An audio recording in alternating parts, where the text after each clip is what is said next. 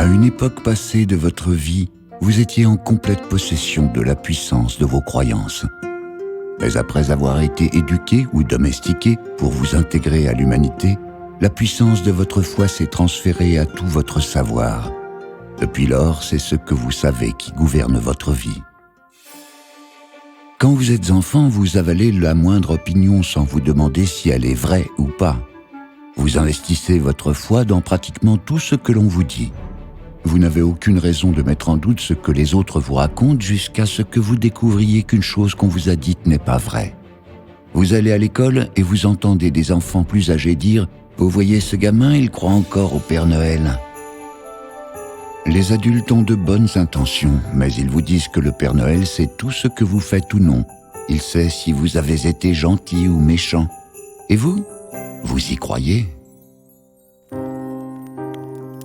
Noël arrive et vous demandez un vélo au Père Noël. Vous avez été gentil, mais vous ne recevez pas votre vélo. Quant à votre petit voisin qui s'est montré méchant, lui en a reçu un.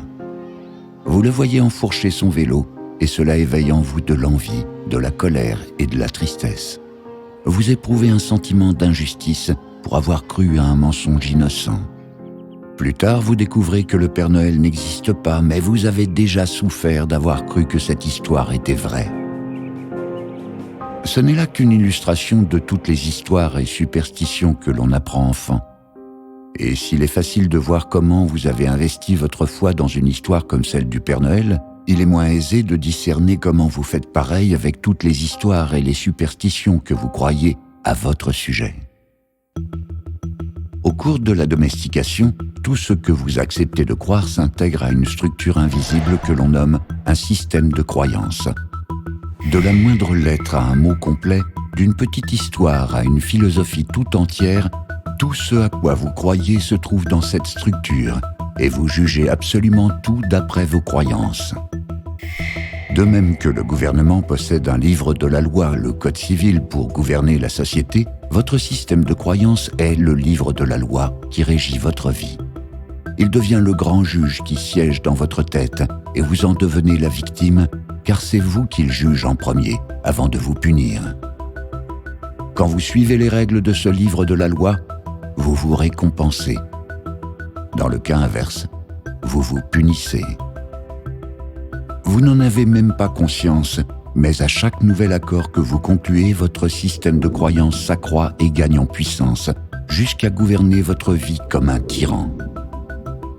Si chaque accord représente une page de votre livre de la loi, votre foi en est la colle qui relie les pages ensemble.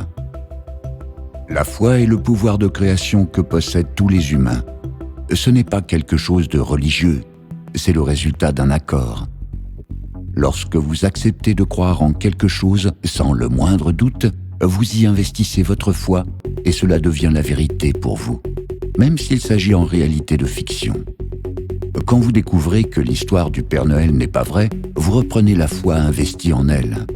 Vous savez que c'est vous qui avez donné votre accord à cette histoire, et désormais vous savez que c'est vous qui donnez votre accord à tout ce que vous avez cru à votre propre sujet. C'est vous qui avez conclu ces accords. Aussi est-ce vous seul qui pouvez les rompre. Si vous repensez encore à ce que vos parents vous ont fait voici 20 ans, ou à ce qu'un autre personnage secondaire de votre histoire vous a infligé, alors vous ne discernez pas la vérité. Vous ne voyez que votre histoire. Quand votre attention cesse d'être toute à votre histoire, vous pouvez voir ce qui est réel. Vous pouvez ressentir ce qui est réel. Vous retrouvez foi en vous-même. Et vous pouvez dès lors créer tout ce que vous voulez.